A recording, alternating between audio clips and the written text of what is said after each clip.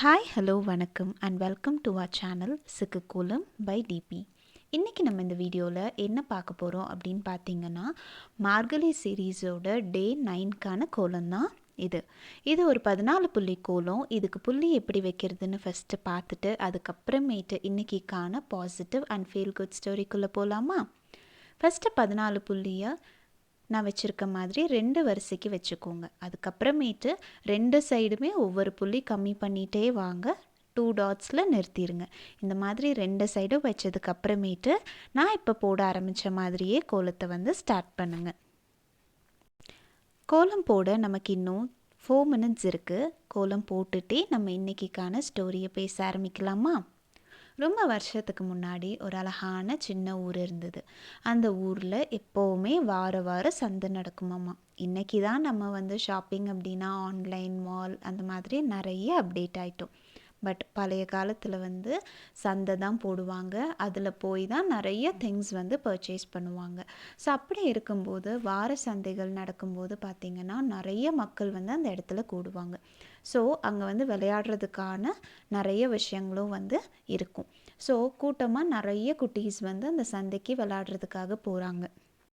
குரூப்பாக நிறைய குட்டீஸ் பலூன் வியாபாரிக்கிட்ட போகிறாங்க. அந்த பலூன் வியாபாரிக்கிட்ட பார்த்தீங்க அப்படின்னா நிறைய கலரில் பலூன்ஸ் இருந்ததாம்மா. ரெட், க்ரீன், எல்லோ, ப்ளூ அந்த மாதிரி நிறைய கலர்ஸில் பலூன் வச்சுருந்தாராம். பார்க்கவே பயங்கர அட்ராக்டிவாக இருக்கும். அவரை சுற்றி தான் நிறைய குட்டி பசங்க போய் பலூன் கேட்டு காசு கொடுத்து வாங்கி விளையாட ஆரம்பித்தாங்களாம்மா. அவர்கிட்ட தூரமாக நின்று ஒரு குட்டி பையன் மட்டும் ரொம்ப நேரமாக அவர் அப்சர்வ் பண்ணிகிட்டே இருந்தானாம்மா. ஸோ இவரும் சரி அந்த பையன் நம்மக்கிட்ட ஒரு பலூன் வாங்குவான் அப்படின்னு வெயிட் பண்ணி பார்த்துட்டே இருந்தாராம். அவன் எதுவுமே பேசாமல் தூரத்தில் நின்று இந்த பலூன் வியாபாரியை பார்த்துட்டே மட்டும் இருந்திருக்கான். ஸோ இவர் என்ன பண்ணாரா, அந்த குட்டி பையனை கிட்ட கூப்பிட்டு இங்கே வாப்பா அப்படின்னு சொன்னாராம். ஏன் ரொம்ப நேரமாக பலூனை பார்த்துட்டே இருக்க, உங்ககிட்ட வாங்குறதுக்கு காசு இல்லையா அப்படின்னு கேட்டாராம். இல்லை, நான் இந்த பலூனை பார்த்து யோசிச்சுட்டே இருக்கேன் அப்படின்னு சொன்னானா. அவருக்கு ஒரே ஆச்சரியம். பலூனை பார்த்தா குழந்தைங்க என்ன பண்ணுவாங்க, வாங்கி கையில் வச்சு விளாடணும், பிடிச்சிட்டே ஓடணும்னு நினைப்பாங்க. இவங்களுக்கு என்ன யோசனை வந்திருக்கும் அப்படின்னு இந்த வியாபாரிக்கு ஒரே சந்தேகமாம்மா.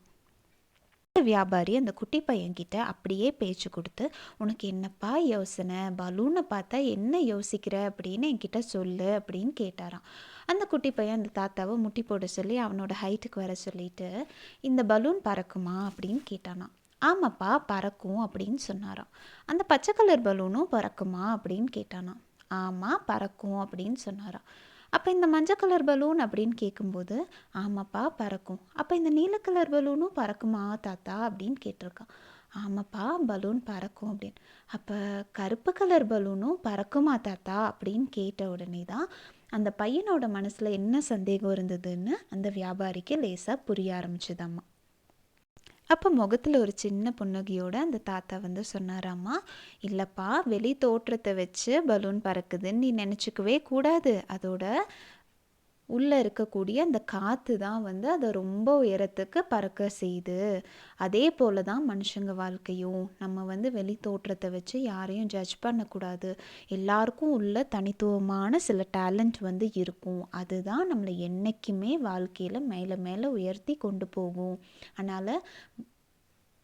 அதனால் என்றைக்குமே வெளி தோற்றத்தை வச்சு யாரையுமே இப்படி தான் புரிஞ்சுக்கிற மாதிரி நடந்துக்கவே கூடாது அப்படின்னு சொல்லி அந்த தாத்தா அந்த குட்டி பையனுக்கு புத்திமதி சொன்னாராமா. இந்த கதையில் வர மாதிரி நம்மளும் நிறைய பேரை பார்த்து அவங்க இதுக்கு எலிஜிபிளாக இருப்பாங்க, அவங்க இந்த விஷயத்த செய்கிறதுக்கு சரிப்பட்டே வரமாட்டாங்கன்னு முடிவு பண்ணுவோம் இல்லையா? அந்த குணத்தை நம்ம இன்றைக்கே விட்டுறலாம். யாரையுமே வெளி தோற்றத்தை வச்சோ இல்லை பேசுகிறத வச்சோ இவ்வளவு தான் அவங்க கெப்பாசிட்டின்னு ஜட்ஜ் பண்ணவே கூடாது. இந்த ஸ்டோரி உங்களுக்கு கண்டிப்பாக பிடிச்சிருக்கும்னு நினைக்கிறேன். இதுவும் ஒரு அழகான சிம்பிளான கோலம் தான். நாளைக்கே இது உங்கள் வீட்டில் ட்ரை பண்ணி பாருங்கள். உங்கள் ஃப்ரெண்ட்ஸ் அண்ட் ஃபேமிலிக்கும் இந்த வீடியோவை ஷேர் பண்ணி விடுங்க. Thank you so much for watching till now.